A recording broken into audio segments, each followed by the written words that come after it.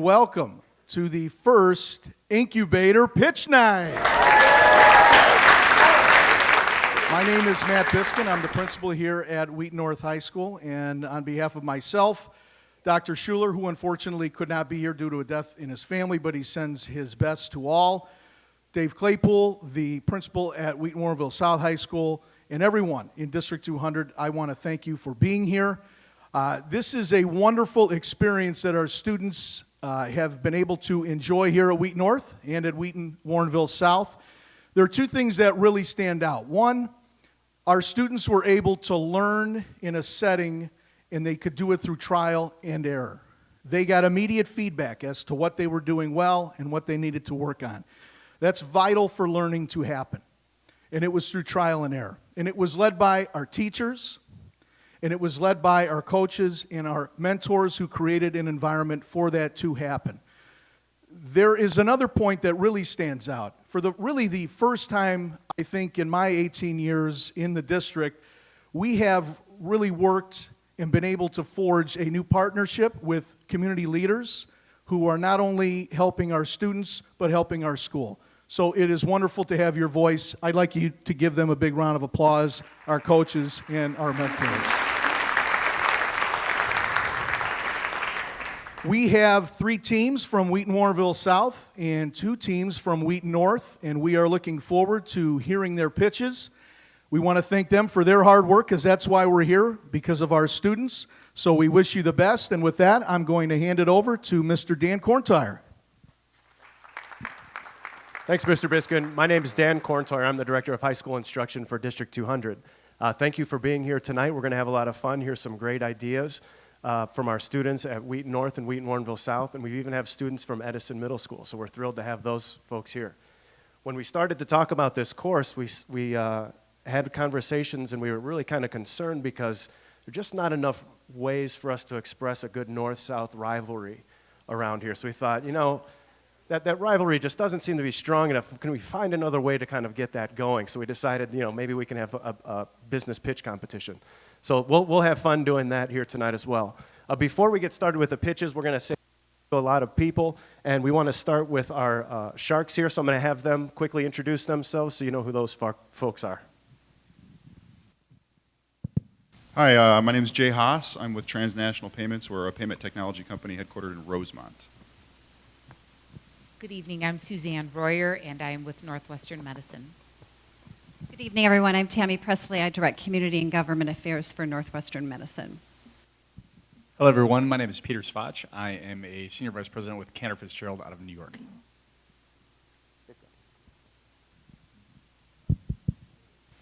My name is Don Longacre. I'm retired from the newspaper industry, and I'm delighted to work on the incubator program.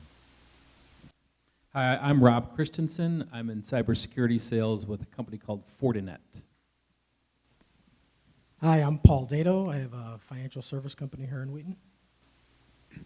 Hi, I'm Jeff Walter. I'm the Executive Director of Account Management and Planning at an advertising agency in Naperville called Ray & Kaiser. Hi, I'm Tim Traxinger. I'm with a company called Magenium Solutions, and we're just real excited to be here.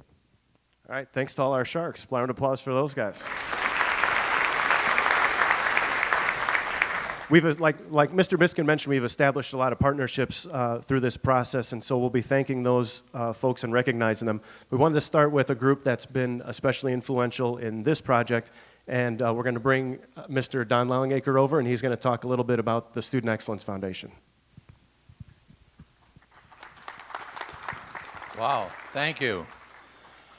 I want to welcome you to the Shark Pitch Night tonight, or as I like to call it, Wheaton's own Shark Tank.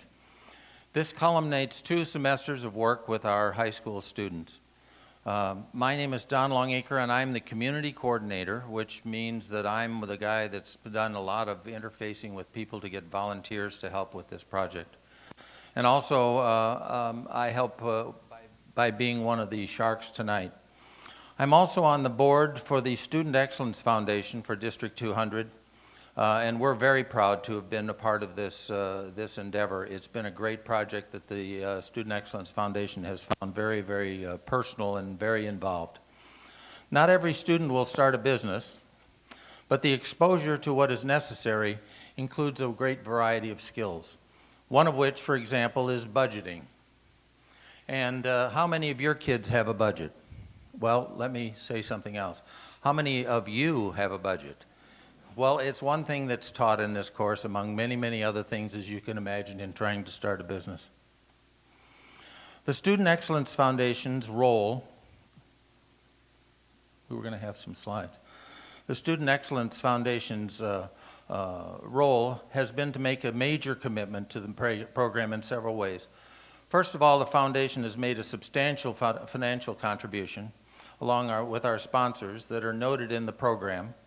And this funded 2 classrooms being outfitted specifically for this different type of teaching, collaborative teaching, instead of the traditional teaching of memorizing facts.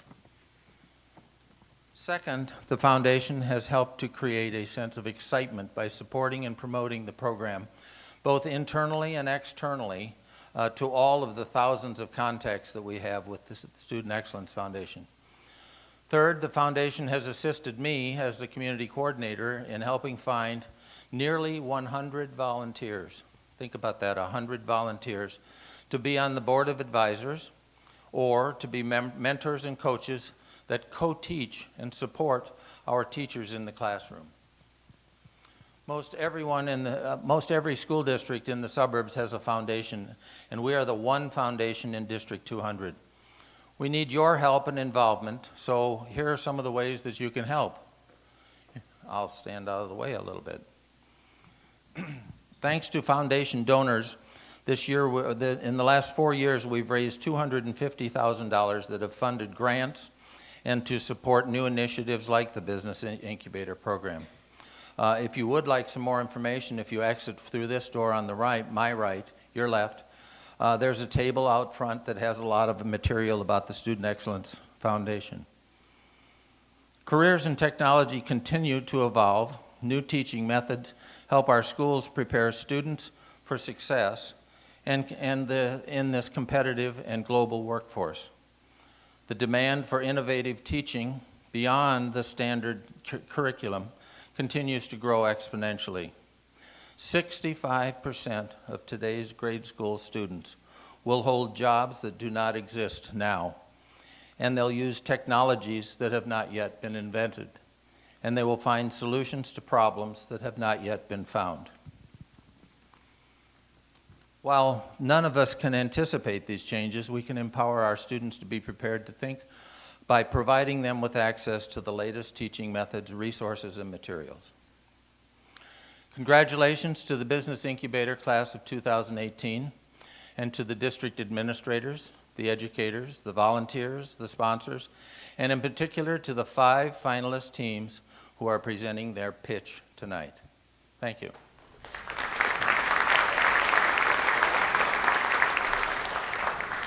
As Don mentioned, we rely heavily on our mentors and coaches, and we want to make sure we thank those folks. I know a lot of them are here. If you're a mentor or a coach, would you please stand just for a second so we can thank you?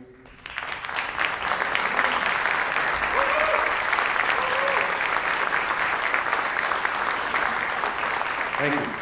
There are 2 other people we want to thank before our first pitch, and they're sitting up close. Mr. Tim Brilka and Mr. Greg Chrisman are 2 incubator teachers, Mr. Brilka at South and Mr. Chrisman at North. They've done an unbelievably great job this first year, coordinating those coaches and those mentors, encouraging their students, learning a new curriculum. The list goes on and on. So if you guys don't mind standing real quick, and we'll thank you for everything you've done. Great job.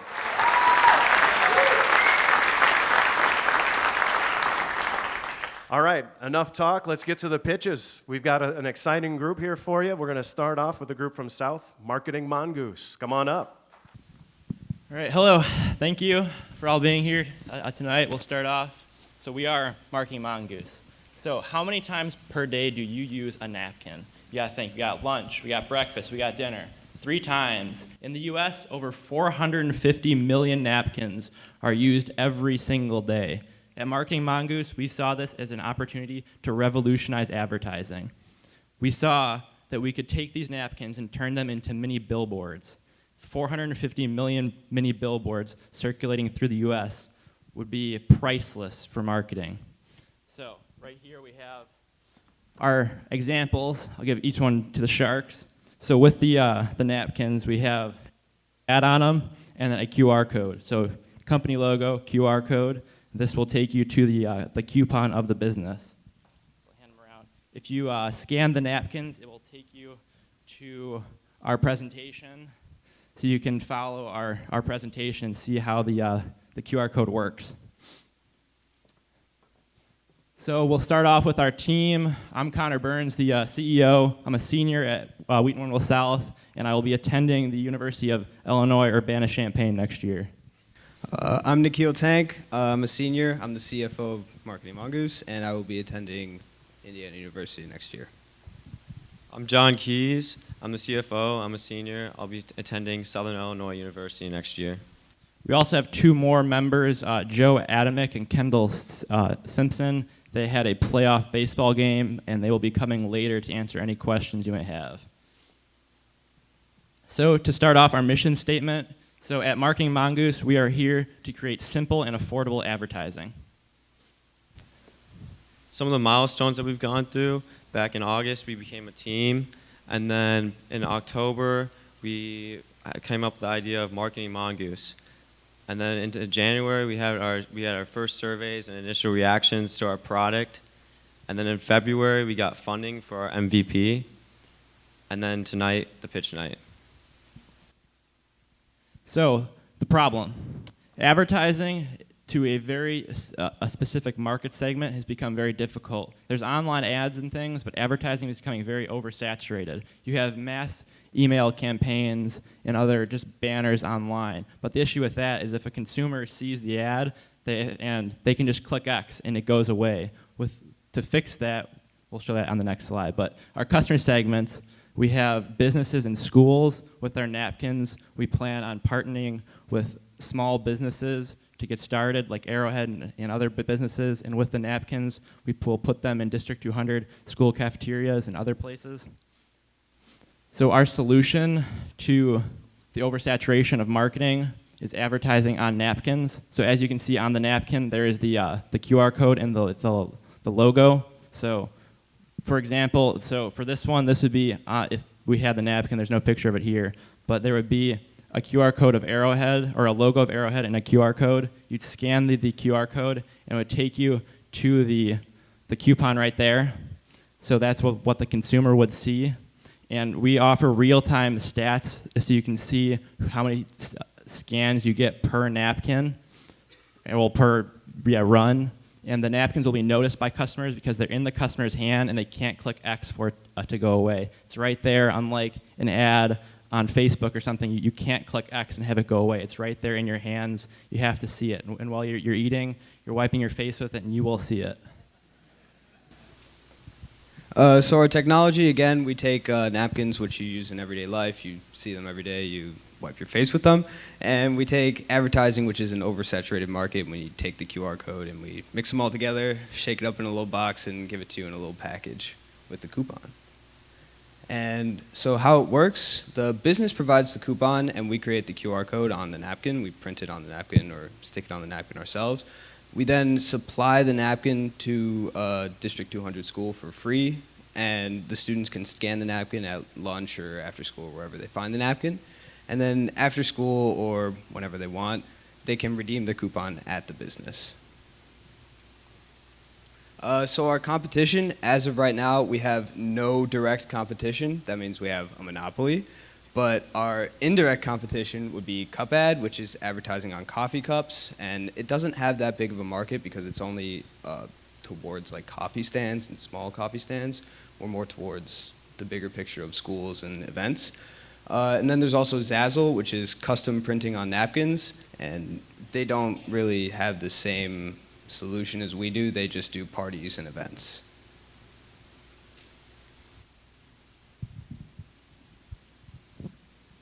For our MVP, we partnered with a company, Midwest Performance and Strength.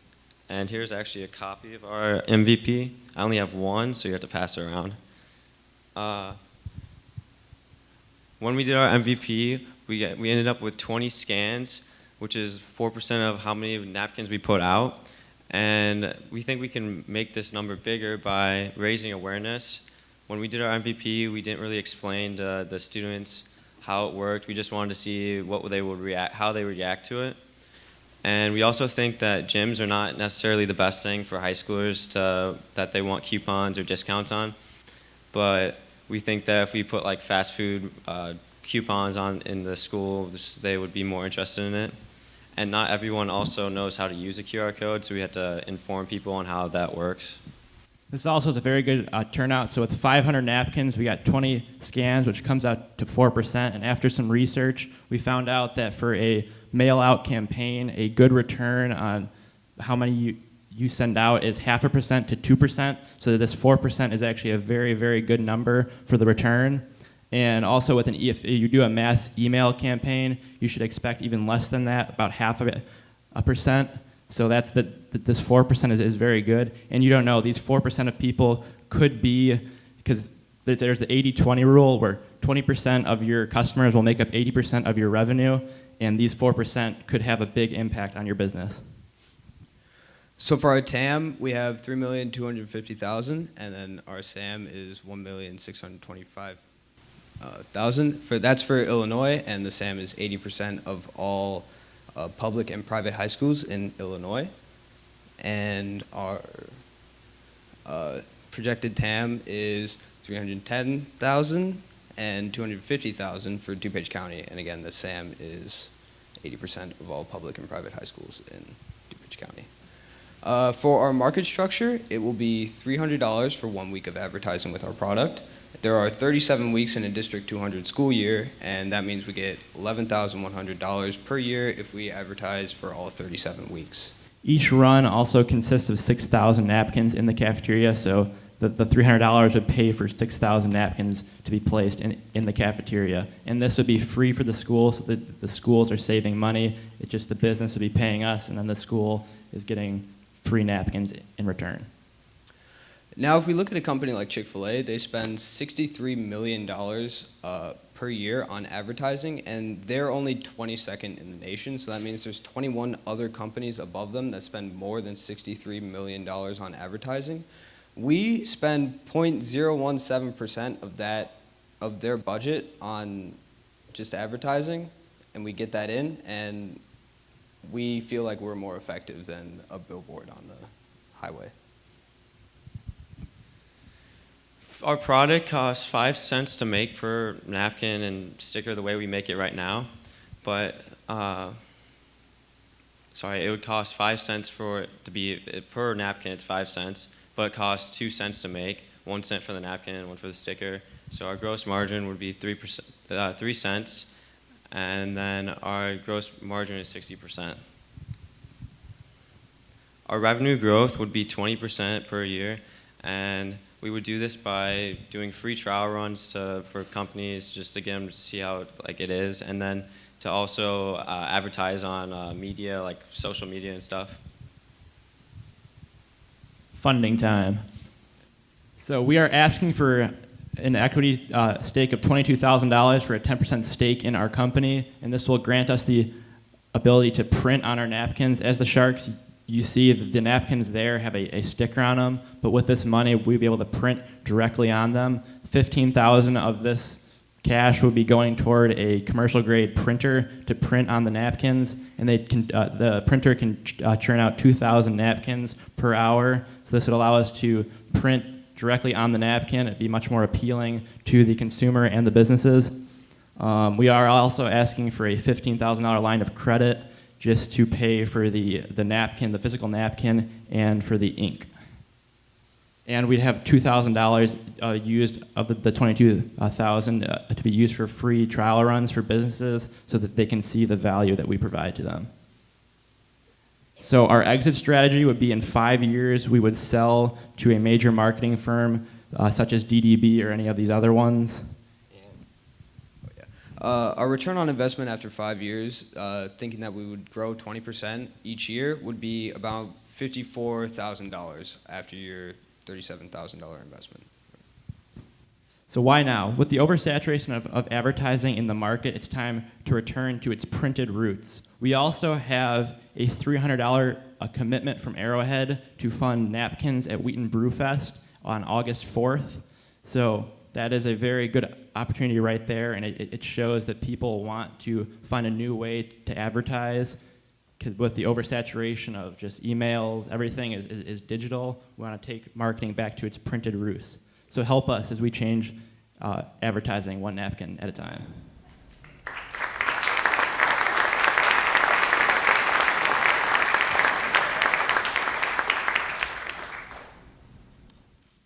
Question time. I have a question. It's actually a two-part question. One is, have you tried to print on the napkin? We have, but with a residential printer, just like an HP one or something, it doesn't feed the napkin correctly. Yeah, it jams the printer. So that's what the commercial one would be for. Not very pretty. Okay, so at this point, you're going with a label on the napkin. Well, we have, yes, but we have been quoted for, if we want to get them printed, for 500 printed napkins, we got it quoted at FedEx for 25 cents per napkin, which is clearly too much for what we're trying to do. We're trying to keep the cost down low to be attractive to the businesses. And then how many businesses on each napkin? We have one on most of them, but we could do two. We just would want it to not be competing, so it wouldn't be like Chick-fil-A and PDQ, but we could do, if we were having the napkins at, let's say, we plan to expand to the United Center and other places, so if we did it there, we could do two on there. It'd be like Dick's Sporting Goods and Chick-fil-A, so it'd be two people in different market segments. How easy was it to win the business with Arrowhead? It seems like that happened a little later in the process. Did they commit with much objection, or was that pretty easy? Arrowhead was very thoughtful and very kind with us. They really wanted to help us with our idea. They seemed very enthusiastic, and we just went to them, we told them about our idea, we told them what we wanted to do, and they were on board. We had a conference call with them and explained the whole business, and they were all on board with it. I know you said when you did some surveys, when you were initially doing some surveys, did you reach out to some of the fast food places? Because I know you said the gyms really weren't giving you a lot of response, but some of the local fast food places? When we did the surveys, we mostly focused on like the people that would be like seeing the advertisement to see if they'd actually use it. But then we also like reached out and called fast food restaurants, and they seemed pretty interested in it. And yeah, we're in talk with a Chipotle right now. They were going to be on board for the Cinco de Mayo cornhole at Wheaton South, but they didn't get us the coupon in time, so we're still in works with them for doing a different run at a different time. In the process of selling your business, what do you believe that the value of your business would be to the end user who would buy your business from you? Well, we see this as just a unique way to change advertising, because everything is just social media, and it's oversaturated. Like if you go on Facebook, you have an ad on the side, a banner here, a banner here. So if you're going out to eat, you have an ad right there. You're going to see it. You're forced to see it all dinner long. So it's just a different way to get an ad to someone will draw their attention differently. So just expanding on marketing. It's also somewhat enjoyable because you get something out of it. It's not like you just look at the banner and you say, "Ugh, I don't want to see that." You see the coupon as well, and you get something out of the advertisement. I'm just curious about something. You mentioned that you would distribute primarily in schools, right? So did you ask the fast food purveyors how large of a market segment that is for them? How attractive is that teen customer? We have not, but when we talk to PDQ and Chick-fil-A, they all have been on board to try and get into the high schools, especially Chipotle, because they were trying to push their new queso, so they saw that as a great opportunity to push their queso dip with high school students. So, and high school students have a lot of expendable income from their parents, so. They sure do. I have a very quick question. So when you scan the code, and then say you lose the napkin, is that do you do a screenshot of that coupon? How does that remain on your phone for you to use in case you don't have the napkin with you later? Well, it pulls up a PDF in your Safari, so as long as you don't click X on that, it would keep the ad up for you. So that's how it stays on? Yes, or you could screenshot it and show it to the company, but So one question I had was, have you given any thought to additional metrics or data capture? So if I scan that QR code, are you going to be able to maybe capture a little bit more information about me and be able to use that further in your marketing? As of right now, we have tracking software on the QR code, so we see like who does it and location and when, but we don't have like the in-depth stuff like who they are or how old they are and stuff like that, but we have the basic tracking. Yeah, we could pull up the MVP. One last thing. So yeah, on here, this can show you, this is from the website we use for tracking right there. So that can, it tells you that the time, and then you can get more detailed in the location of when it happens. So if you do a run a certain date, you can see if the napkins are all being used that day, or you can see the exact time of usage. And this is between 8 a.m. and 2 p.m. And is that, just real quick, is that when the QR code is scanned, or is that when the coupon is redeemed? That is when the QR code is open to the coupon. So when the coupon is visible to the consumer, it shows it on there. Okay. Thank you for your time.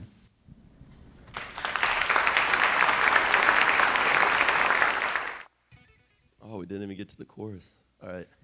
Hi there, I'm Chris Bucci. I'm Matt Euland. I'm Andrew Larson. And I'm Jay Kanker, and we're here to represent the Drinkster, the best new product for your beverage. All right, picture this. Go to your local coffee shop, pick up a nice hot coffee, pick up a nice nice iced coffee. Doesn't really matter, the choice is yours. You already know that hot coffee is eventually going to get cold, and that iced coffee is eventually going to get warm and melted down. What are you going to do? You're either going to have to drink that product, throw it away, or go back and buy a new one. That's wasteful. That's just cash in the trash. Well, our product, the Drinkster, is here to solve all your beverage blunders. So, our problem started with my friend Chris over here. Chris was working a long day during the summer and decided after work he was going to pick up a Frosty from Wendy's. Well, on the way home, Chris's Frosty melted due to the summer heat. Unfortunately, that Frosty had no way of keeping cold due to the fact it was more of a shake than a liquid, so he couldn't transfer it to another container to keep it warm. So we took that idea and applied it to our product, the Drinkster. Our solution is a high-quality insulated sleeve that doesn't require the transfer of liquids and can fit numerous size drinks. It incorporates an elastic design that can fit almost cup, from small Starbucks cups to large Starbucks cups. It doesn't matter. The Drinkster can fit it. The Drinkster also incorporates NASA-grade insulation called aerogel, which is currently in use in the Mars rovers. The aerogel, incorporated with another insulator called Mylar, is used to keep either your hot drinks hot for longer or your cold drinks colder for longer. There's a picture of the Drinkster right there. Along with the Drinkster, we designed a landing page that has pricing info, contact information for us, a video, and a survey that allows people to contact us with information that they may have about the Drinkster, and also answer a few questions about the Drinkster. In the future, we look to incorporate a website, a shop, that allows people to order the Drinkster online. And here we will show you our video. Has this ever happened to you? You stop on your way to work to pick up a beverage to quench your thirst, whether it be hot or cold. Once you purchase your beverage, you realize, oh, my coffee's too hot. Or, I want to save my iced coffee for when I'm in traffic, and you head off to work. Distracted with traffic or driving, you soon realize your coffee has gone cold, or the ice has melted in your iced coffee, making it watery and lukewarm. That's just cash in the trash. Well, your days of beverage blunders are over with the new product to revolutionize your car's cup holder, the Drinks.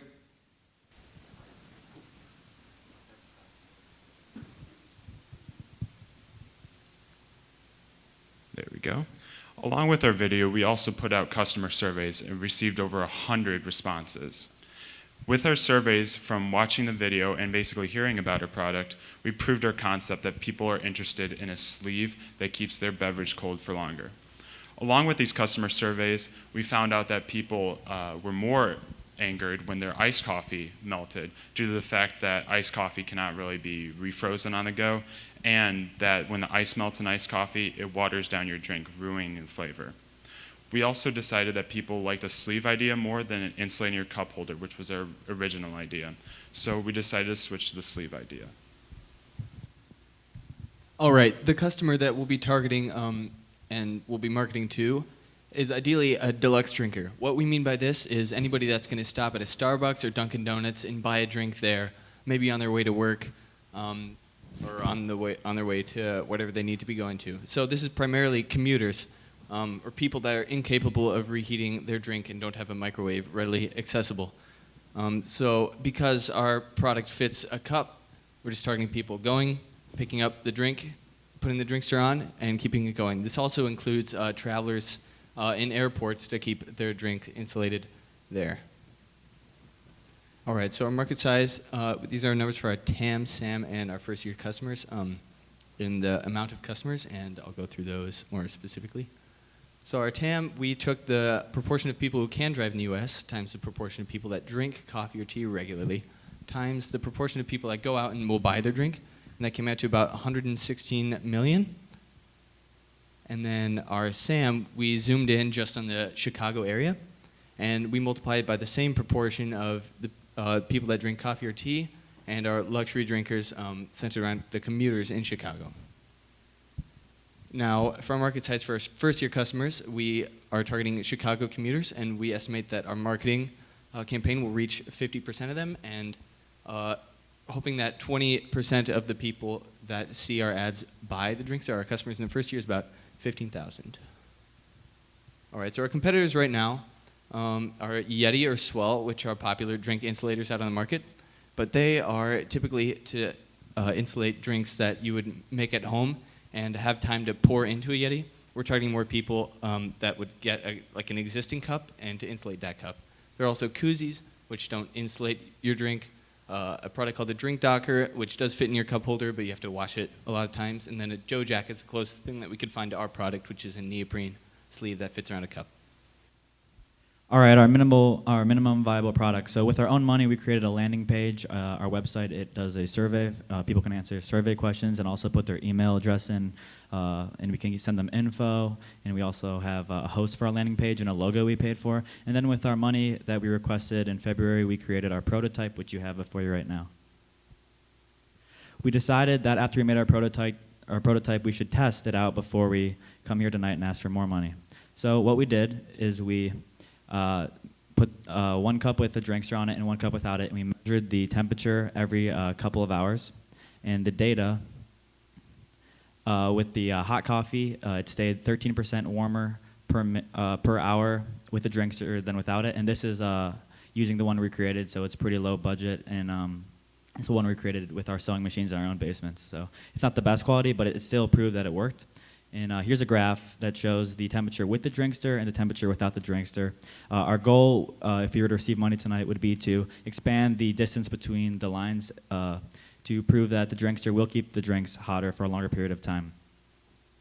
We also tested with iced tea, which proved to do the same amount of temperature cooling over the same period of time. And here's the graph for the iced tea. Obviously, we'd like to increase the distance between these two lines too. And then for our numbers, our COGS, we are planning on selling the drinkster for $15 retail. So to make the drinkster, originally when we pitched to you guys back in January, our materials per product cost $10.79, which is very expensive compared that we would only sell it for $15. But since then, based on our predictions over this next year, we would be able to bring that down to $3.70, which is over a $7 decrease. Working with our mentor, Clay Graham, he was able to give us estimates on manufacturing costs, which would be about $3.30 in the first year. So the total would be $6 per drinkster in year one. And then obviously as production goes up, cost is going to go down. So in year two, we estimated it would be about $5.50, and year three, about $5. Our SG&A, since three of us up here are going to college next year, not in the Chicagoland area, and we are targeting people in Chicagoland area. Matt can't do that all by himself, so we factored in two salaries of people working part-time, about 20 hours a week at $15 an hour. Also marketing, we are looking at social media and using humor like you saw in our video. So pay-per-click ads on Instagram can get pretty expensive since someone clicks on the ad and we automatically get charged even if they don't buy a Drinkster. So we would look to target influencers who are people who post normally with drinks like coffee or tea or like to post artsy photos of their drinks and pay them $50 to $100 each depending on their following base, as well as give them a free Drinkster. The insurance is another estimate since there always seems to be problem with coffee, whether it be like that McDonald's scandal where the lady sued for hot coffee on her lap, so we don't want to have any problems with that. So it's an estimate of about 26 cents per $100 in retail sales is what we found. So based off of our year one numbers, that would be about $600 in the first year. Our website cost $300 in the first year as well, since it's not going to be as advanced as it will be as we grow. And then a pop-up stand that we would put outside of the train station is $670. Based off of the $15 retail price of the Drinkster, our revenue in year one would be $233,000 about. And then after all of those numbers I just talked to, as well as other expenses at the bottom, such as a design patent and other trademarks, our net income would be $104,000. Year two and year three, we're planning with our aggressive social media campaign and using humor and targeting more Chicagoland people, especially since we were thinking of putting our logo on the Drinkster itself. So people will be advertising our product just by drinking out of it, and there's always people on the train who are looking at what other people are doing, so they'll see the little Drinkster logo. We feel that we can double in the first 2 years. So there would be about 15,000 Drinksters in year one, 30,000 in year two, and 60,000 in year three, which would bring our revenues to that. And then since the manufacturing costs will go down, our net income will go up in proportion to that. Further sources of revenue that we're looking towards is promotional branding. We actually got some of these ideas yesterday when we were presenting with the board members. So if we do decide to bring the idea to Starbucks, we can get Starbucks logo on there next to ours. We could go to Dunkin' and get their logo next to theirs, and we'd be able to sell it in their stores. Also, you have a black Drinkster in front of you. We could look to expand it to different colors as well. Maybe have more feminine or one with flowers on it or different designs. And then we can also look into the Drinkster Premium, which might fit even larger things that our drink doesn't expand to and covers the bottom and might even keep the drink hotter or colder for longer. Finally, our ask is about $30,000 for 20%. And so from that, your return on investment from that initial would be about $161,000 in year three, which is 5.4 times in 3 years, plus 20% sale in the company, which leads to our exit strategy, which our 5-year plan would be to build up the company value and exit and sell to a competitor, such as the Yeti or someone with a similar idea and something that they can utilize our product within their line. Thank you. Keep your drinks hot or cold on the go with the Drinkster. Thank you.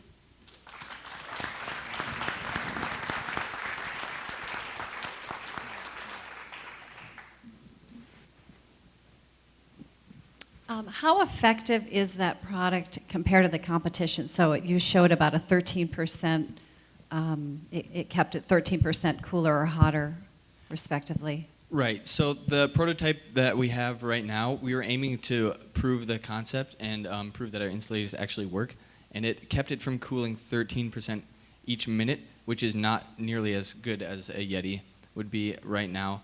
But since we have proved our concept, we're looking to expand our design, rework our design. This is our third design actually right now, and they get better each time. So we just keep, cracking away at it. Can you tell me how you think you want to reach the Starbucks customer or the Dunkin' Donuts customer? I mean, do you stand outside next to the cars and see if they want to buy one, or how are you going to reach those people specifically? So our main idea was really people who take the train, because you have no source of reheating your drink, so there's no microwave on the train, obviously. And then also, if we are outside the train station, people always have to get there early to wait for the train. We wouldn't necessarily go outside the Starbucks or Dunkin' themselves just because they might get a little upset if we're trying to sell a product right outside their store that's trying to sell a product. But if we go to the train station, we kind of do have people trapped in that little area. And then with our pop-up stand, we can sort of put up some of our ideas and everything and talk to them there. And then we could also physically get on the train themselves if we really want to trap them in and be able to give them our elevator pitch and sell our product. Great job, guys. First of all, really good job with your pitch. Did you do any testing on the Joe jacket, I think you called it? We did not. And then They do use a neoprene, so theoretically the aerogel, like we said, is a NASA grade insulation. Neoprene is, they sell their product for $6, so it is a cheaper product. Right now, I would probably assume their product might insulate a little bit better, but as we do further development, we could definitely get ours to be premium. And the goal of the Joe jacket is not to insulate your drink, it's to just like put flowers on your cup or lightning bolt or whatever you might want. Yeah, they advertise the neoprene as like a little extra add-on. Yeah. And did you guys figure out how much a patent might cost for your product? That was in the other expenses. I think design patent was around $1,320 for, I'm not sure how long that would last, however. It's not exactly on there. I'm not sure. If they gave you an investment packets, it would be up there. Did you give any thought to because you're all, three of you are going away to college? Yes. Did you give any thought to selling it to a channel? Like going and selling it wholesale to a wholesale group or to a group that sells to Starbucks? I think that's what we were trying to get into. I mean, because it would be hard. We did factor in salaries if we did want to physically sell it ourselves. But the other thing that we could do, I suppose, is instead of us putting the logo on the Starbucks, actually going to the wholesaler and having them sell the product to Starbucks for us. Less margin, bigger volume. Yeah. Did you guys survey price tolerance at all? So when you got the feedback from customers, did they give you an indication of what they're willing to pay? Yeah, so at the beginning of the year, we put out a bunch of surveys. I think we got about like 130 responses, and we put, what would you be willing to pay for the Drinkster at the bottom, and the price was ranging between $10 and $20. So right now we're in the middle of that at 15, and we aim to lower that as our cost lowers as well. Dollar Shave Club, like, has kind of paved a path for you, right? I mean, they innovated a razor in a super competitive space, and they did it with humor. So I think you guys are onto something with the idea. It's great. Is it washable? I'm not sure, but Matt's telling me it is. Yeah, so the elastic band around the outside, you can wipe it off. We tried this. We spilled some milk on it and tried it, and we wiped it off. And the inside is lined with aerogel, and we wrapped Mylar around that. On the one you have over there, it's not, but our future design is going to have Mylar wrapped around the aerogel, and so the water or like whatever you spill will not be able to get to the heart of it, which is the aerogel, and so the elastic is cleanable, yes.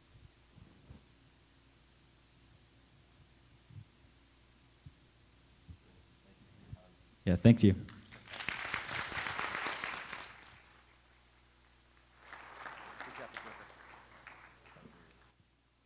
All right, great job, Drinkster. We have some quick elevator pitches that we're going to do here in just a second. Before we do that, we want to thank one more person, and this Miss Usha Ipe, and she probably won't stand up, but maybe she'll wave. Miss Usha Ipe is the entrepreneur teacher at Edison, and she's done a great job of encouraging her students. We're super excited to have our middle school friends here presenting with us tonight. They're going to give us an elevator pitch. They've got a big presentation on Friday, and these are entrepreneurs of the future. They're the future incubator students, so we're real excited to have those folks with us. So let's hear from Beauty, Kalor, Alexa, and Bailey. Come on up. Good evening, ladies and gentlemen. Hi, I'm Alexa Reed, and this is my business partner, Bailey Chapman. As women, we are faced with many situations regarding our hair. While using a heat styling tool, we are at risk of burning ourselves. Well, we have created a product that will prevent this from happening. Beauty Color is a silicone headband that will cover an individual's hairline and neck from heat styling tools. According to academic emergency medicine, there were an estimated 105,000 hair care product-related injuries in the 5-year period, of which 82,000, 78%, involved a curling iron in 2001.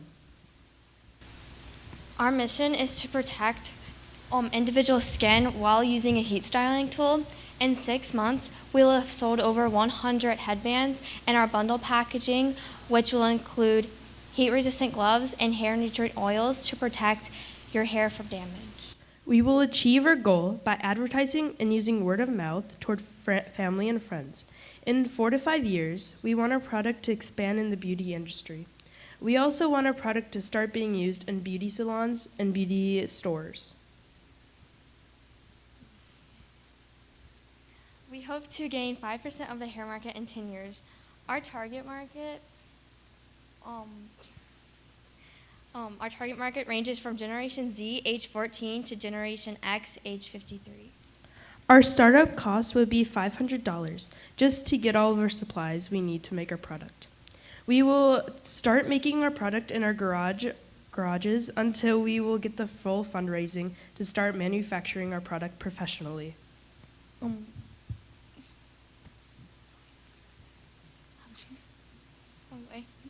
We have a competitor called Love My Head and Neck Protector.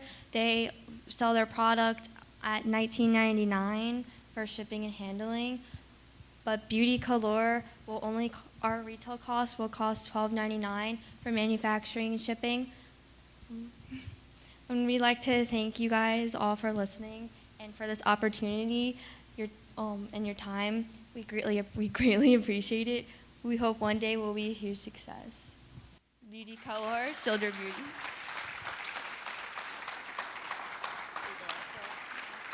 Great job. Well done, Beauty Color. All right, let's hear from our next Edison group. We've got Greener Life, Gwen and Caroline. Come on up. Hi, I'm Gwen Feidel, and this is Caroline Kyer, and we are both co-founders of the app Greener Life. Many people do not know the basics and what to recycle. Our app hopes to resolve this problem and help reduce this problem as well. Our app is a recycling-based app to help spread awareness of recycling and help the Earth's well-being. And also it encourages you to make your life greener. Many people that encourage recycling also don't know what to recycle, which is a major problem.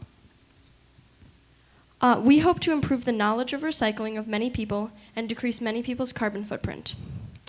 We hope to teach what helps and hurts the earth and also learn ourselves what helps and hurts the earth. In the next few years, we hope to partner with other companies such as TerraCycle and to expand with new features like a barcode scanner.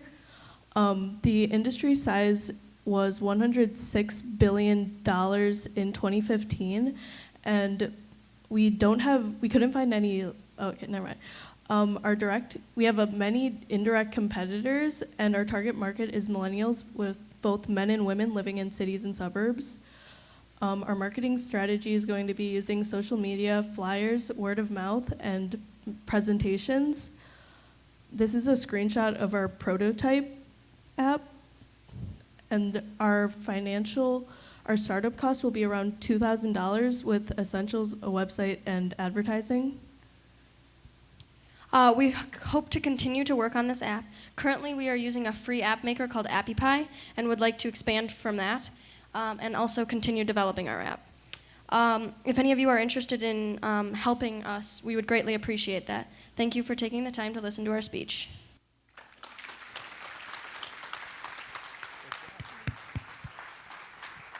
Great job, Greener Life.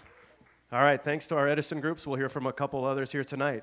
Let's get our next high school team up. Next, we have Revitalize. Come on down. First off, thank you all for coming.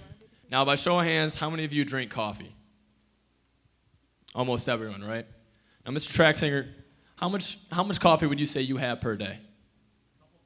Couple of cups? Well, for those of you that may not already know, coffee causes your body to become dehydrated. And when you're dehydrated, you can't perform to the best of your ability. I'm Parker Robinson. I'm Jack Kelly. I'm Miles Mackey. I'm Flora Fahey. And I'm Mia Savicevic. And we are Revitalize. Now, this is Sarah. Sarah is a mother of 3 children, has a full-time job, and tries to work out 7 days a week. She's constantly on the go, moving back and forth to and from different activity. She wouldn't be able to accomplish this without the help of one essential nutrient, one nutrient that allows our minds and bodies to refuel, recharge, and take on these different tasks. However, we oftentimes take this for granted, and that essential nutrient is water.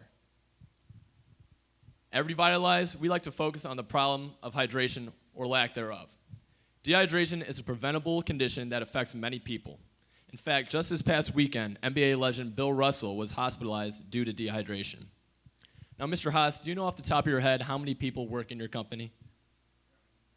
150? Now, can you imagine that 75% of those 150 workers are not performing to their maximum potential for something as simple as hydrate? Now, you may not have noticed already, but only 3 of the sharks have received water bottles. That was no accident.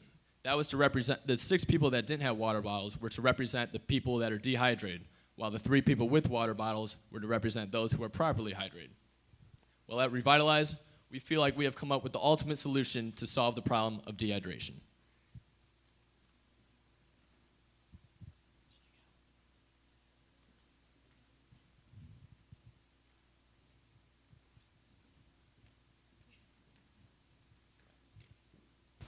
And we found the solution to this problem. We've created the Revitalize app. It allows you to input specialized data like your height and weight and the time you get up in the morning and the time you go to sleep at night. And it will create intervals and alert you on your phone when you need to drink to help you to reach your hydration goal.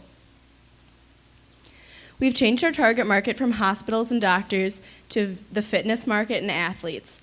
Initially, we started off by focusing on the water bottle attachment, and then however, we realized that we were not taking advantage of the resources we had at school, so we decided to focus on the app to create a customer base that were ready and willing to try out our water bottle attachment once it was developed. This is the progress we've made since our pivot.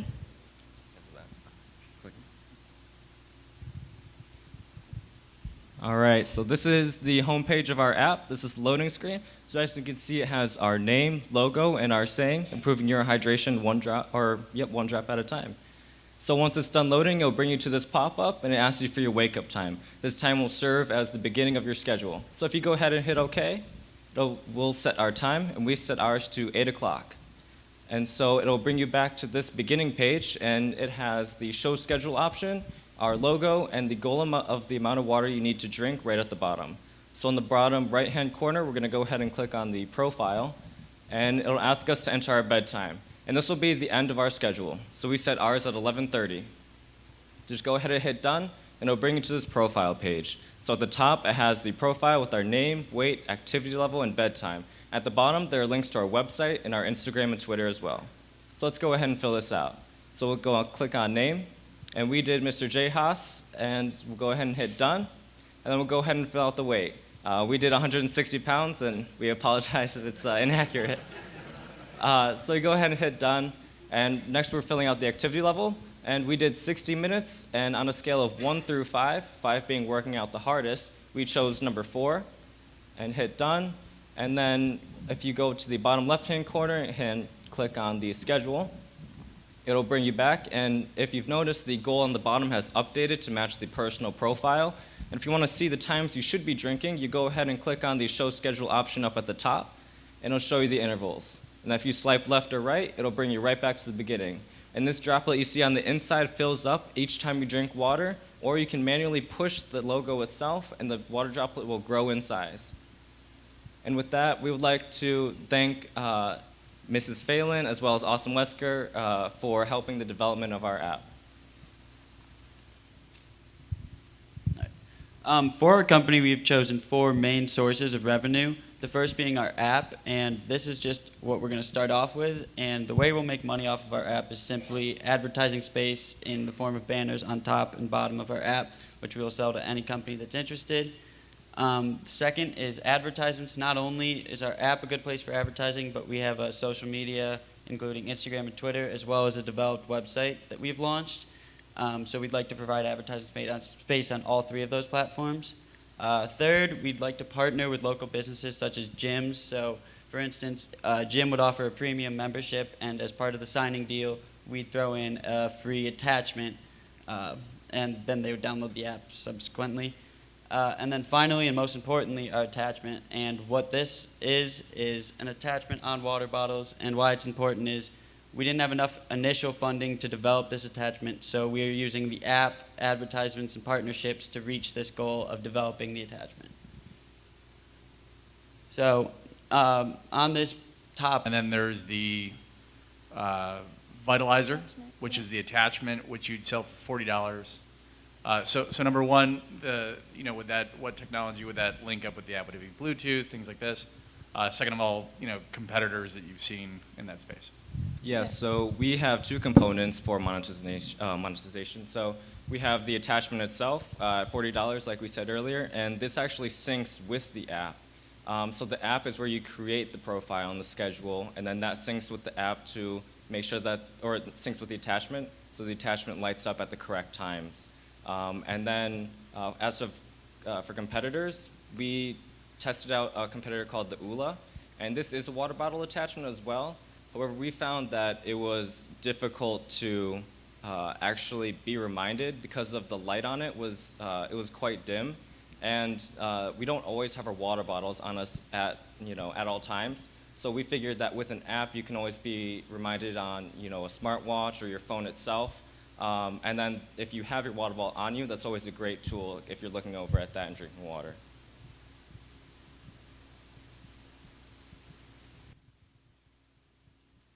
So one thing, first off, really nice job. Loved the use of kind of a persona on the front end. I thought that really helped make it more personal and who you were targeting and talking to.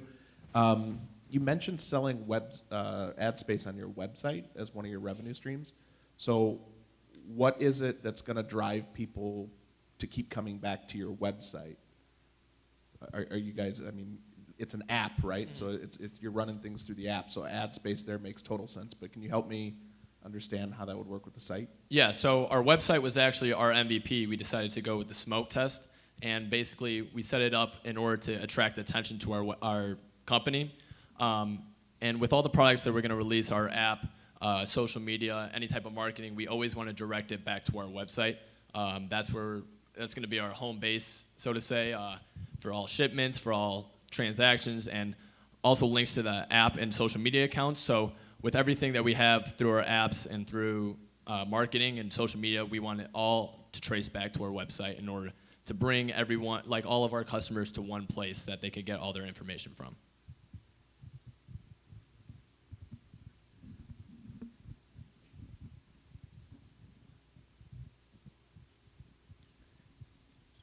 You guys showed projections of about $2.3 billion addressable market, so I love the fact that you went so bold. But then in year 2, you showed the same amount with, I think, a 4% growth. So that kind of told me that the device only lasted a year and people had to buy it every year. Is that what your expectation is? Yes, so the reason our total addressable market customer is enormous is because there are the 57.25 million memberships, and that's assuming we sell to 100% of them. But then, yeah, as you stated, we ideally would like to come out with new updates on the attachment itself, so new functions, and like creating a better way to be reminded. So ideally, they would be coming back every year, and we know that gym memberships, they're going to have to be renewed as well, and gyms are going to be buying our product in bulk as well, so they're going to have to refill their stock once in a while. So that's what we accounted for is, and as for them buying multiple times. What's the single best insight you got in terms of customer feedback or early adopter feedback, if you had to narrow it down to just one thing? Well, with our product and our app, the one thing that separates us from our competition is that it's personal. So, like at the beginning, we like to identify our specific customers, and we want it to all revolve around them. With our competitors, their products were all just based on a certain time interval to remind you to drink. With our product, we want it to be customizable, so you create your own tracking schedule for hydration, because everyone's at a different level physically. Everyone has different hydration needs. So a lot of our early adopters really liked the idea of it being customizable for them, because they felt, unlike the competitors, that they really felt it was their own hydration tracking schedule rather than some set time interval.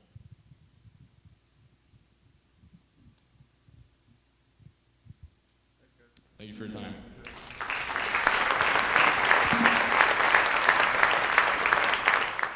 All right, we'll get to our next presentation. Our next group is NeighborNet. Come on up. Hello, my name is Wheeler Rickard. I'm Josiah Vilas. I'm Madison Shorley. And I'm Dee Dee Hogan, and we are NeighborNet. We want to create an app that allows homeowners to connect to teenagers in their own neighborhood who want to mow their lawn for them.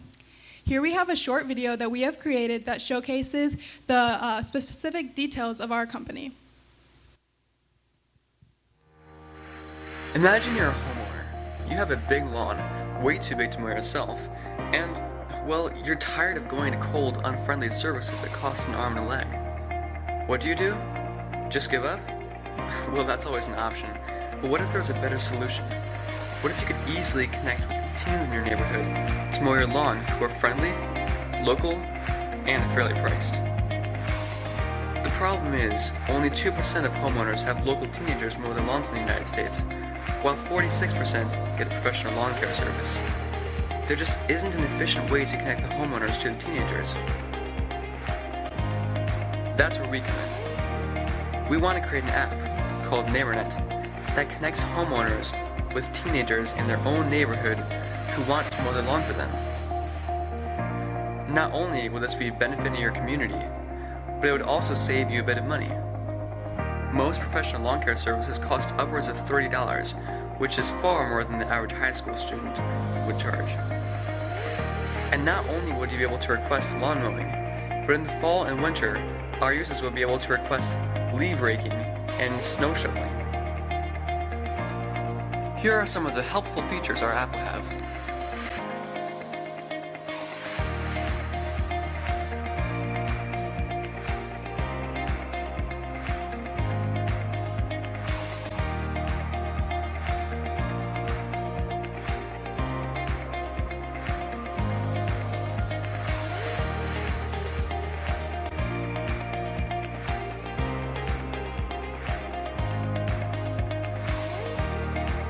We are giving you the opportunity to help your neighbor and your wallet with NeighborNet.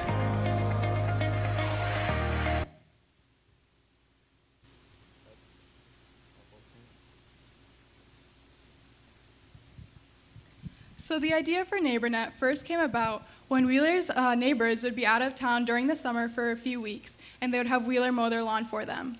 Since communities are not as close as they used to be, without Wheeler, his neighbors would not have known anybody else to mow their lawn for them, and they would have had to pay a lot more money hiring another lawn care service to do the same work that a student could do.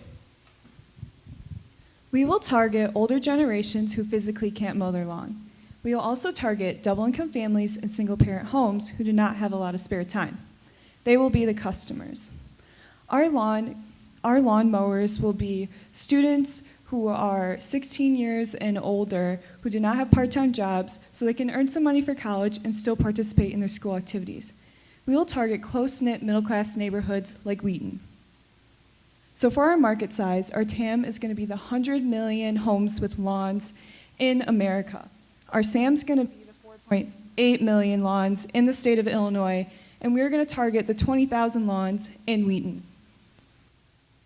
For our competition, it is other lawn care services as well as existing apps like Longaroo, Plows and Mows, and Mow and Go.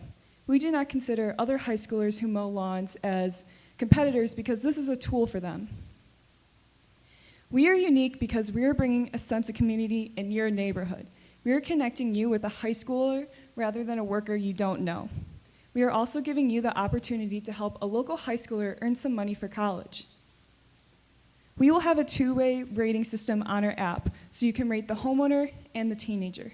For the homeowner, this will make sure they are reasonable, and the teenager, this will hold them accountable for their work. You will also be able to leave comments so others know the reason why you gave them this rating. We will have a map on our app so you can locate a high schooler in your area and message them for a service. Credit transactions will be all online, so you don't have to be home or change your schedule in order to have a service. It will be all on your phone and no money changes hands. We will make money through a small processing fee of 10% for every transaction. So if it costs $20, the student will earn that $20 and the homeowner will have to pay $22. So for our revenue and gross profit model, this is based off of us getting an average of $2 per lawn care service, and in our first year making 52 services per week in that first year, and then tripling that from year 2, and then tripling that again year 3. So that would look like $6,000 roughly in our first year in revenue, and $18,000 in our second year, and $56,000 in our third year. So for our gross profit margin, there is no cost of goods sold. So both our revenue and our gross profit would be $81,993. And our SG&A for the 1 year would be $1,600, and that includes $250 for website updating and $350 for a general liability insurance, as well as only $1,000 for advertising because we plan on using guerrilla marketing. And then that would net us a total of $77,193 for our net profit. And this would be our cost structure summed up. So over the 3 years, our revenue and gross profit would be $81,000. Our SG&A totaled up over 3 years would be $4,800. And then that would give us an operating profit of $77,000. And with other expenses involved, that would give us a net income of $75,693.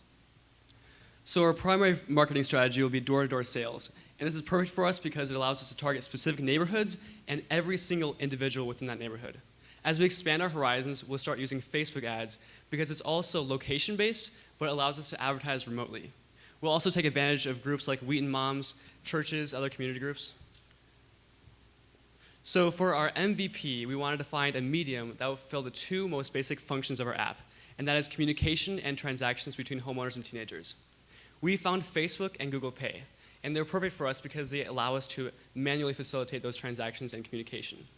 They're also private and secure because people send the money to trusted sources, and we do not get any of the personal bank information, so they can feel safe with it. So the next step, we're actually, last week we started doing door-to-door sales, and we got amazing results. So for every 10 doors we knocked on, 1 person signed up for our app.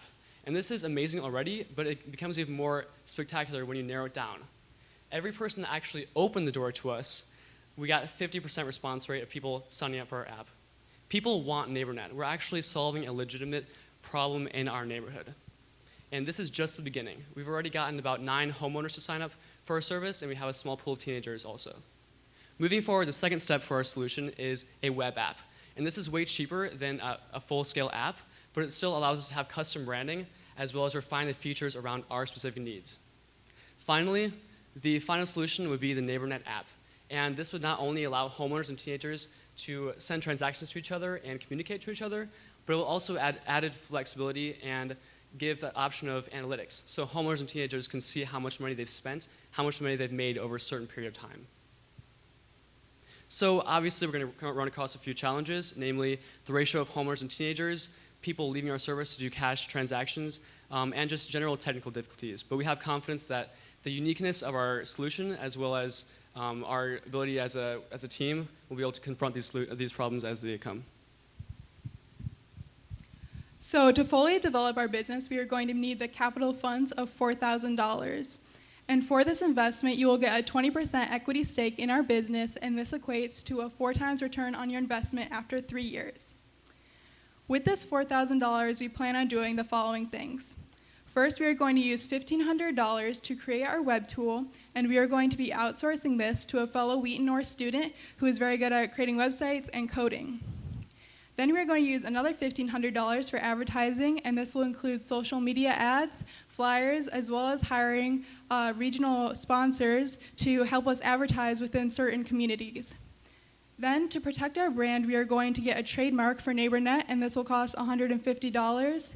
And then to also protect ourselves, we want to get general liability insurance, which will cost $350. And then we will be left over with $500 as a liquidity cushion in case of emergencies. So after 3 years, we do not plan on selling or partnering with anybody. We want to use the profits that NeighborNet makes in order to rework our current solution and to develop our app. Your return on investments after 3 years would be $16,894. Help your neighbor and help your wallet by signing up for NeighborNet today on our Facebook. Thank you.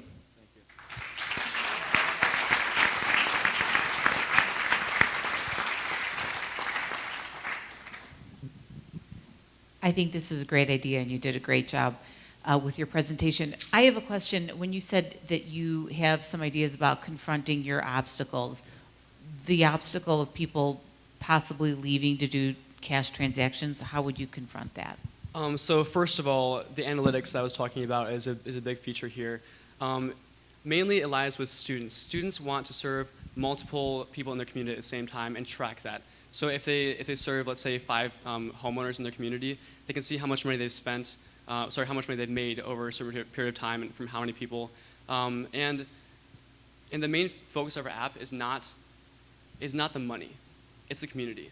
And with community, people won't have such a great focus on leaving the app just to save $2. I have 2 questions really quick. How do you qualify your workers? So right now for our MVP, we are only employing people that we know, so we are sure that they're going to do a good job. But in the future, we plan on having a survey as well as possibly doing background checks to make sure that everybody is reliable. And then also with our rating system, if somebody isn't doing a good job, they're going to get a bad rating, and then they most likely won't get hired again. And we could also put into our application process a reference from someone else in your neighborhood or just someone who mowed the lawn before. And then my second question is, you have a mobile app? You have a web app. You have a web app, correct? So we do not have, right now we are using Facebook.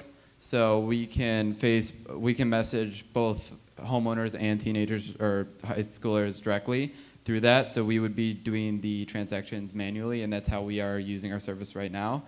We would like to expand to a web app, which would be used, it would be a website, but you'd be able to use it on your phone and stuff like that in order to work our solution and make it a viable product. And then the final step would be an actual app on the iOS App Store. Right. And it would be good to do research around how the older generation buys. Yeah. Do they buy on a mobile app or do they buy on the web? Yeah. Okay.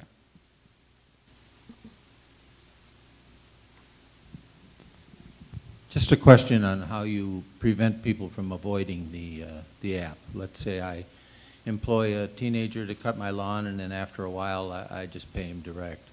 Now, $2 to me or so doesn't make a lot of difference, but a student where you're getting a 10% increase in revenue to them, how do you keep them from doing that?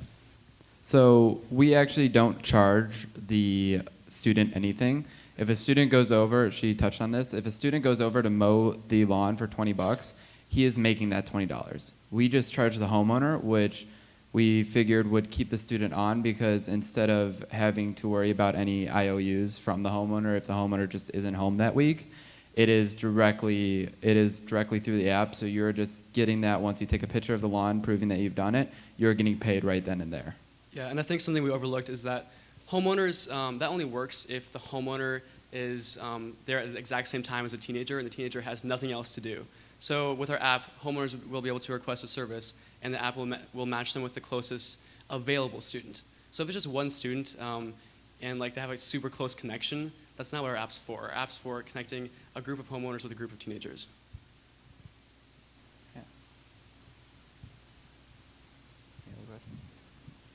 Will that be 2 transactions then? So you'll charge the homeowner the $20 for the service, and then that 20 goes to this provider of the services, and then another $2 transaction would also occur to the homeowner, and that's where you guys monetize? Is that, am I understanding that right? Yeah, so it'd be like, if you were to look at it, it would be you pay $20, and then when it comes to the total, it would be $22. So it's not going to be like you're paying $20 and then later on you're paying $2. You're just paying that $22 all in one go. And then it actually wouldn't go straight to the student until the student mowed the lawn. So it would give you a little bit of security to know that you have to verify that the lawn is being mowed in order to pay the money. So you guys hold those funds and then yeah, we hold. Yeah. Okay, got it.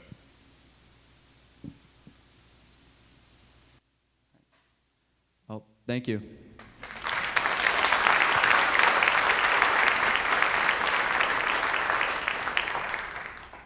Okay, thanks, NeighborNet. We have an Edison team that's going to come up and give an elevator pitch. It's Mr. Mula. Come on up, Aiden. Thank you. My name is Aiden Richardson, and I am the co-founder of Mr. Moolah. Unfortunately, my business partner, Ian Conley, was not able to make it. So our problem is that over 72% of adults within the ages of 18 to 24 years old have less than $1,000 in savings accounts. And our solution is Mr. Moolah. Mr. Moolah is an app and a website for children, teenagers, and young adults. Using our resources, we can teach these students skills that they will use throughout their whole life. Mr. Moolah is a path to financial literacy. Throughout educational experiences on our website and app, we can teach financial literacy to equip youth students for a more successful financial future. Our app and website will have multiple activities users can take advantage of for financial education. So our goals are we plan to have captured at least 0.1% of the e-learning market by our 5th year through. We will do this through school courses taught based on our app, partnerships with larger corporations such as Samsung, Microsoft, and Apple, and right now the market currently stands at $150 billion US. Capturing 0.1% would put us at $150 million. By our 8th year, we plan to have our app used as part of a recommended financial class in some public elementary and middle schools in the US. We will do this through starting locally and then expanding upon that. Our market summary is that as of 2016, the market size of online education in America was $150 billion US. Some of our competitors are Mind Blown Life and Green Streets, and these are very small competitors. Some of them don't even have funding. Our competitive advantage, other than the fact that we can actually probably get funding, is that our app is easier to understand. It's geared towards all ages, so it's more simple, and it's also more accessible as we plan to have it on websites and apps. Our strategies will be to differ from our competition through, as we've stated, having a simplified appeal and being able to market to all ages. Marketing will be free to low cost as we will only be using social media and YouTube for marketing. Sorry. Our customer acquisition will be to advertise how we are better than our competition and have schools recommend us for the use of our app in schools. Right here we have a concept activity. One of the people on our team created this. So this is an example of a simulation that we could have. So you would have to balance money, social points, and comfort points, as you would normally do in real life. Like the social points represent your connection to others, and the comfort points represent how happy you are as a person in these situations. For example, you are at a local coffee shop with your friends, and there are several purchase options. You could buy one for yourself, which will give you a more comfort points, and will cost less money, but your social points will go down. Or you could buy one for you and your friend, and that would give you comfort points and social points, but it would cost more. Your goal of this simulation will be to balance out each of these points. Our startup cost will be $100,000. This is mainly due to the development of the app and website. It will be $84,700 for that. Our domain name would only cost like $9 a year, and the rest of the money will go to social media advertising. We will get some of the money from investors, Kickstarter campaigns, friends, and family, and possible loans. So we will be asking from Kickstarter and GoFundMe for $70,000. So we will also help pay off our loans through in-app purchases. We will have different types of the app. So each of these types will give you different access. Like if you pay for Mr. Moolah Silver, you will have a certain amount of lessons, but you won't have as many lessons as Mr. Moolah Gold. And the lessons won't be as in-depth. And will also have a separate design for schools, so they can implement that into their school system. Some of our money we will also have a YouTube channel, and we can make YouTube revenue off of that. $7.60 per 1,000 views. By the end of our first year, we will plan to have $20,000, and we can use that money to go back and pay more loans. Any questions?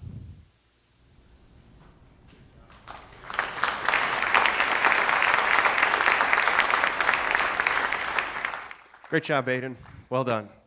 All right, we have one more high school presentation here, and when they're done, what we'll do is give our judges, our Sharks, a chance to go back and talk about the high school pitches, and we have 2 more Edison elevator pitches that we'll do while the Sharks is over. So we'll get our final high school group up to the stage. Please welcome Arctic Pillowcase. Ladies and gentlemen, how are y'all doing tonight? Oh, come on, is that all you got? I said, how are you doing tonight? Now that's what I like to hear. Now, ladies and gentlemen, my team and I are so excited to present to you our product, but before we begin, allow me to paint you a picture. The time is now 5 o'clock at night. I got home from my corporate office job, and it's in the middle of July. And now, I'm a busy guy, so I got a lot on my plate, and I'm looking to settle down for a nice, easy nap, right? Because I've had a long day. My wife's home, I just had a wonderful dinner, and I would finally like some rest.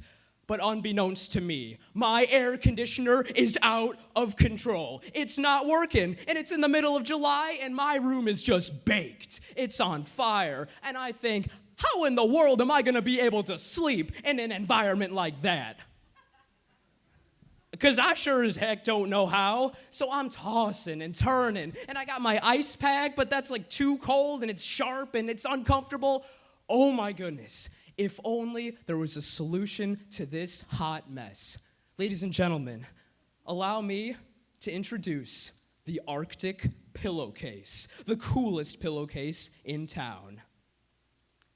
So the problem we are trying to solve is sleep deprivation caused by heat afflictions at nighttime. That includes hot flashes, night sweats, or any other uncomfortable feeling you get when you're hot. Ladies and gentlemen, raise of hands if you've ever been too hot where you couldn't sleep at night. Myself included. You see, this problem is all over the place. So many people feel this, where you just get too hot where you can't sleep. So that is why we came up with this easy solution that'll fit any pillow. So you may be asking yourselves, how do we plan on solving these problems? Well, in front of you, we have the Arctic Pillowcase. It's a cooling pillowcase featuring a revolutionary gel cooling pad. It's adaptable to any pillow, it's travel friendly, and most of all, it's comfortable. So ladies and gentlemen, allow me to introduce my team. I am Max Kibler, the CEO of Arctic Pillowcase. I'm Heidi Gomez, the CMO of Arctic Pillowcase. I'm Cody Miller, the COO of Arctic Pillowcase. And I am Sri Sridhar, the CFO of Arctic Pillowcase. So a couple of key features about our pillowcase. Sharks, as you're tossing that around, allow me to explain it for you. Inside of that is just my everyday pillow that I use, and I have my cooling insert inserted into my pillowcase. Because how our product works is in 2 steps. One, it's a simple pillowcase with a sewn-in insert where we have our revolutionary cooling technology pad that you place in to keep your pillow the whole night. So, a couple key features. It's travel friendly. All you need to do is fold it up a couple of times. You can put it in any suitcase. You can take it anywhere on the go. It stays cool for potentially all night long, and it's made of a very comfortable gel. We wanted to hit the idea of it being comfortable so incredibly badly because that is so important. If you can't sleep comfortably, you can't sleep at all. That is why we made the investment to make sure it was gel, which is a very comfortable substance. Not only that, our pillowcase is a less risky investment to the consumer, meaning, ladies and gentlemen, if you're already adapted to your own specific sleeping pattern, or you have a pillow that's really special to you that works really well, you don't have to worry about changing a single thing. All you need to do is buy our pillowcase, and you can slip on your current pillow, and it immediately adapts to any type of pillow you currently use. So for our customer segments, we're targeting people suffering from night sweats, which includes men, women, children, teens, all the way to the elderly. Our early adopters were pregnant women or expecting mothers, and middle-aged men and menopausal women. So here's our market size. So roughly, according to National Sleep Organization, 10% of 10% of the American population suffers from heat-related sleeping problems, and they've reported that. And if we sell our pillowcases at $44.99, and if we sell those to 36 million Americans, which is 10% of the whole population, our TAM revenue would be $1,810 million. And if we sell our product to 20% of the 10% of American population, we would get a SAM number of $362 million. So for marketing, we wanted to use Google SEO for the year one, and we wanted to use Pinterest because mostly women go on there and expecting mothers, which were our early adopters, but we're moving on from that, and we're also using Facebook to target more men and women. But as high schoolers in a startup company, we know our budget isn't unlimited. So we also plan on using free social media such as Snapchat, Twitter, Instagram, and like creating our Facebook page. Our total marketing cost for year one is going to equate to $1,900. Okay, so here's our marketing cost graph. There you can see that the highest price would be $1,500, and it's for our Google SEO. What it is basically when you type in a feature word such as cooling pillowcase, the first thing that will pop up is our pillowcase. And we would pay $1,500 to a separate organization that would do all the dirty work for us, so we can just pay them and they'll get our name up in the search banner. And then we will also pay $130 to Pinterest for 1,000 clicks, and we would also pay $270 to Facebook for 1,000 clicks.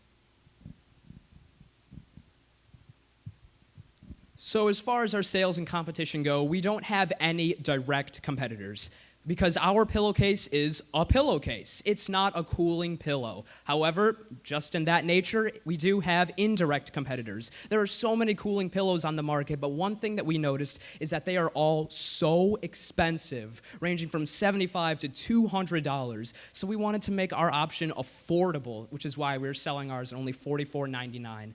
So like we have on our slide, one big indirect competitor we have is Purple Pillow, which is a mattress company that creates a cooling pillow that tries to adapt and to solve the problems similar to what we are solving. Oh my God, take a quick second. Just look at the revenue. Just look at the profit margin. It's 64%, 64%, and we're making $32, $32. So we're gonna be selling our pillowcase at $49.99, right? And it's gonna take us $17.90 to make that pillowcase. It's gonna include costs such as paying the seamstress to sew our pillowcase, and it's gonna pay our cost to buy the pillowcase and the cooling pad. So that's gonna be $17.90, and you subtract that, and you get $32, which is 64%. That's a lot. And with your help, investors, we could bring that margin. We can make that margin even higher and make that profit even higher. So here's our projected sales for year one. We educatedly guessed that we're going to sell 650 pillowcases in year one. And if you multiply that by $44.99, we're gonna make a total profit, total revenue of $32,493. And in that, we're gonna make a profit of $20,858. And furthermore, in the future, we also plan to sell to other countries in our third year. So a little bit about our minimal viable product testing. We began testing on April 22nd, 2018, thanks to the $150 investment we previously got. We tested 13 people. The following demographics included adult male, middle-aged females, expecting mothers, and children. We asked 3 specific questions after we gave them our pillowcase. They slept on it for 5 days, then we interviewed them in person or with a survey. These 3 main questions. Was it cool? Was it comfortable? And did they have to flip it around or freeze it or anything else that was unnecessary? And we found that it was staying cool. That is the most important thing we wanted to address, that our pillowcase does stay cool. The only problem was it wasn't particularly comfortable, which is why my team and I decided to make a pivot with the remaining amount of funding that we had to invest in a gel material, which is far more comfortable. I myself have tested it, my fellow teammates have tested it, and we have given it back out to a few of our previous testers, and they all are in concurrence that it is very comfortable. So, ladies and gentlemen, I'm just so excited to bring this to you, but one of our testers has a testimonial, and she is Colleen Murillo, who is an expecting mother who tested both the first and second version of our Arctic pillowcase. And I copied and pasted her direct words on email saying that the Arctic pillowcase has become my new best friend that I do not want to part ways. She says, "Thank you for letting me participate," and she loves her product. She has signed off saying that she is ready and willing to purchase one of our pillowcases as soon as we are able to create one that we have right in front of us. We currently have 3 people out of our testers who have signed off saying they will purchase one of our pillowcases as soon as we can get more of our Arctic Pillowcase 2.0s onto the market. Okay, so sharks and ladies and gentlemen, we're asking for $5,000 in equity investment with a 15% stake in our company.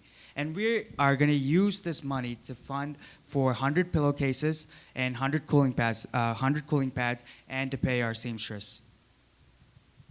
So, ladies and gentlemen, our goal for our team is to create a more motivated society and end sleep deprivation due to heat afflictions at night. Thank you very much.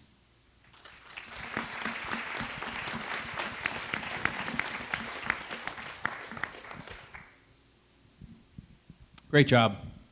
Thank you. You showed the end user price of $49.99. Does that mean that you only plan on selling direct to pillow users, or have you thought about wholesale? We are currently planning on selling our pillowcases to the people who have signed off saying they wish to purchase one of ours. And if we get our investment, we can use some of that funding for some more R&D, research and development, to be able to test out our Arctic Pillowcase 2.0 with others who have not been able to try it out for us. And then we plan on directly selling it to them via our own selves. However, into the future, we plan on getting it out to retailers such as Mattress Firm, Bed Bath & Beyond, because we believe that those channels are excellent resources since they already sell cooling pillows and other pillowcases, that we'd be able to, with our successful data, be able to convince them, allowing us to sell it wholesale, yes, at a retailer. Wonderful job. Can you help me to understand the mechanism of cooling? So do you have to scrunch it? Does it stay cool forever? I mean, how does it actually work? That is an excellent question. I am so glad you asked. Our first product, the Arctic Pillowcase 1.0, it just stayed cool all on its own. The cooling pad, you did not have to refrigerate it. You didn't have to freeze it, scrunch it, or anything. All you did was slipped it onto your pillow, which it stayed cool, but it wasn't very comfortable. So that's why our new one, which we purchased, which is very comfortable, you have to freeze it for our recommended time due to testing for 45 minutes in your refrigerator to make it stay cool for 2 to 3 hours. However, if you refrigerate it longer for an hour and a half, it'll prolong the cooling duration even further. And I know from firsthand experience, as well as testimonials from our testers, that our pillowcase stays even cooler than our original one. So for all of those people who have the extreme, where you are so overtaken by hot flashes or heat afflictions, this product will cool you down instantly throughout the whole night. I saw a slide where you talked about $1,500 for Google optimization. And I've done that, and I've spent $1,500 a month. What was behind that number? Give me some insight behind that number. How did you come up with it? What type of metrics are you talking about with Google, et cetera? All right, so we came up with that number by researching, first of all. So we looked at who can help us put the Google CEOs, SEOs, and put the keywords in our website, which we have created using Wix. So if we hire a team and if we give them our needs, our wants, they can do this. They can like come up with all the keywords inserted into our website, and they will put it on the Google banner so we can it can be displayed. And we're gonna pay them half of, we're gonna use them twice, and they do work on a monthly basis, so we're gonna use them for 2 months, and we're gonna use them during June, which is when we plan to launch Arctic Pillow 2.0, and then we're gonna use them at the end of the summer, which is August, and we're gonna use it to push our pillowcases to the customers as we grow 2% each year. So you're using organic search, not paid search? In a way, it's both. Yes, yeah. Okay. People are crazy, and crazy always wins. Can you give us any insight as to what liabilities you may have uncovered? Sleeping with gel pack in bed, or is there any opportunity for this thing to leak, or what if you ingest it, and all of these things? So as far as our testing goes, with my personal testing, the pillowcase does not leak, and I have inquired this to all of our testers, and none of them have reported any leaking or anything. And since our seamstress has sewn into the insert perfectly accommodated to the size of the insert, it won't flop around or turn while you're sleeping on it. It'll stay secured into one place. You don't have to worry about it shifting around. As far as it being overly cool, that's why we have it in a pillowcase, so that there's a protective barrier against your neck. And due to my own personal use and all of our testimonials, it never has gotten overly cool. The problem originally that it wasn't cool enough, which is why we found a pillowcase that is even cooler to address those. Have you explored any ways to protect kind of the IP behind it, to prevent somebody from coming up with something similar? Right now, we talked to Phil Salerno, who was one of our coaches who came in. He's a lawyer. And we talked to him. He said that we might need to get a lot of patents. And it might be hard for us to get those patents because a pillowcase, it's going to be very similar. There are many of them in our market, pillowcases alone. But we're going to get a design patent just for how our pouch works and how our sleeve works. And we're also trying to expand or change how the pouch works. I know Jay came up with another solution during Thursday. He said that we could use a wrap, and we're going to try to use, we're going to explore other options and other designs, and then we're going to decide on what patent we're going to use. Which that $5,000 investment would help with that R&D that we would need to be able to come to a final solution, like Shri mentioned a little earlier. Thank you. Thank you very much.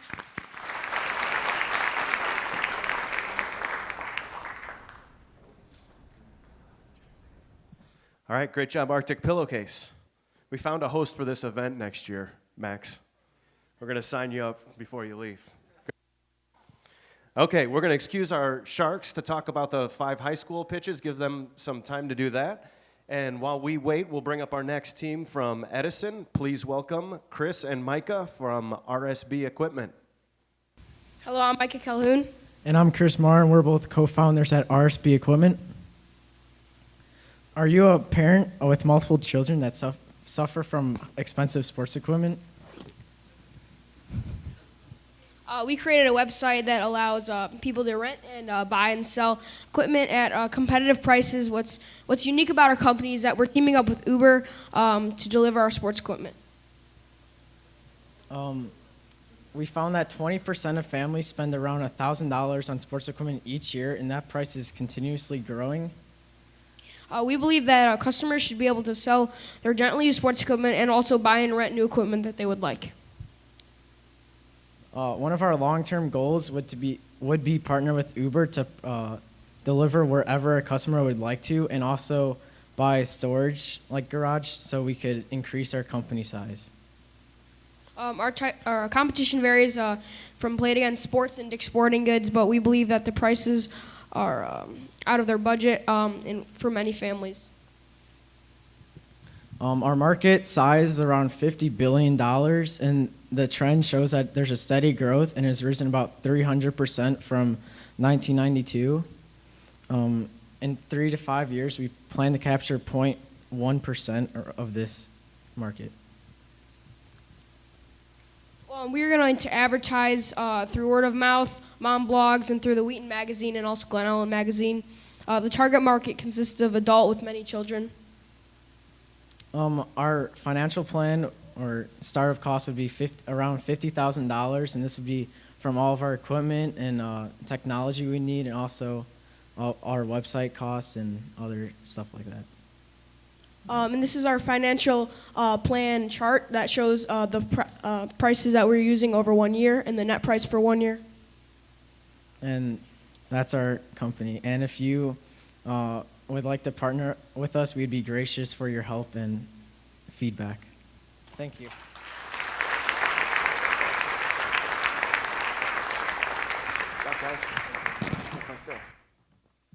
All right, great job, RSB Equipment. We have one more elevator pitch here today, and please welcome to the stage Chicago Boards. Come on up. Ben and Jason. Hi, my name is Ben Zarnecki, President of Chicago Boards. And I'm Jason Hartman, Senior Vice President of Chicago Boards. So the problem here we're trying to solve is that every year families spend lots of money on skateboards, and they also on customized skateboards. They're usually sent to one expensive price that they cannot customize, and it's only set to a limited. But here at Chicago Boards, we start at $82.99, but we are allowed to customize and meet the customer's needs for any price range. And this is a graph of the skate community, and it dropped from 2007 through 2011, but now it is at a rising point, and we hope it continues so our business can grow. And Chicago Boards offers custom skate kits at a lower price than our competitors, and we also have a customer service that can help customers if they have any problems with any of the kits we sell. So the market summary, the market is about $50 billion, but there are only a few big companies in there: Razor, Zoomies, Billabong, Supreme, and Spitfire. The skateboards, they haven't really changed over the past few years. They've always been popular, continue to be popular, and we plan to capture at least 5% of the market.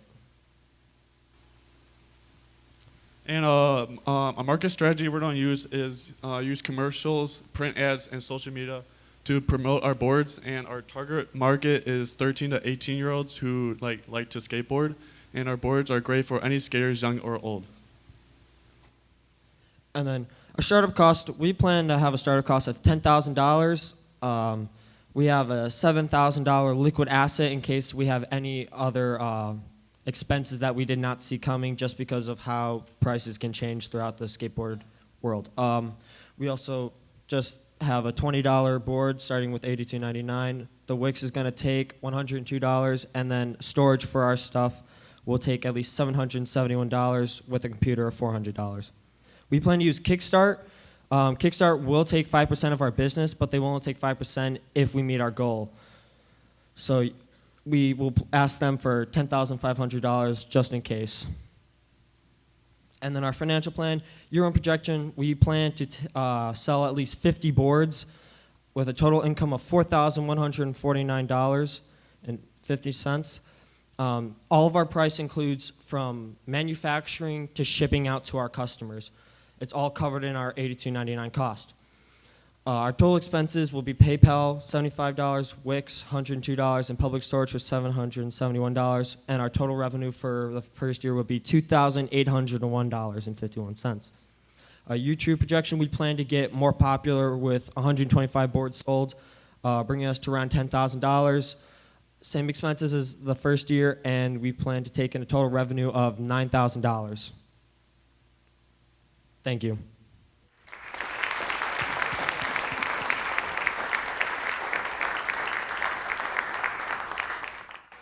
All right, so we have 3 awards. The first award is sponsored by the Rotary Club of Wheaton, so thanks to the Rotary Club for sponsoring the student prizes. And we're calling this our Best Incubation Runner-Up. And our Sharks were so impressed with this team, they decided to give them additional funding money. We didn't plan for there being funding money for this third team. The Sharks really are thrilled with the idea. So they are going to, not only are the students going to receive prize money for themselves, but they're also going to receive $500 seed money to further their idea. The Sharks feel strongly about this group moving on and continuing to grow their idea. So the award winner for Best Incubation Runner-Up goes to Drinkster. Come on up, Drinkster.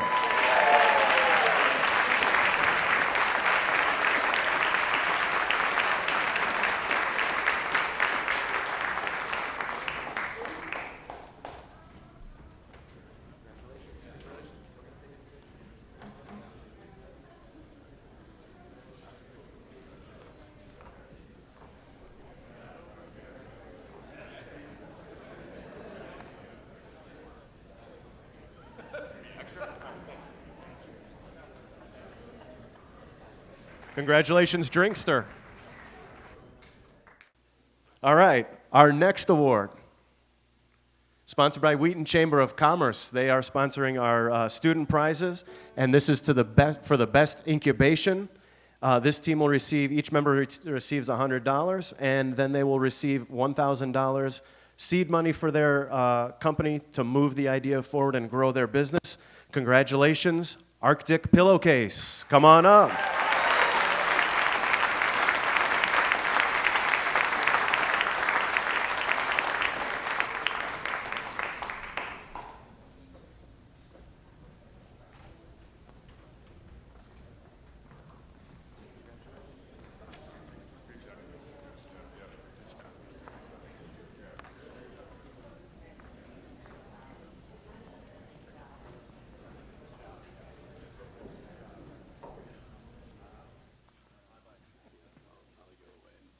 Okay, our grand prize, our investment winner for the 2018 Business Incubator final pitch night. Each member will receive $100, and the Sharks are going to award these folks $2,500 to grow their business and to see it through and to make it happen.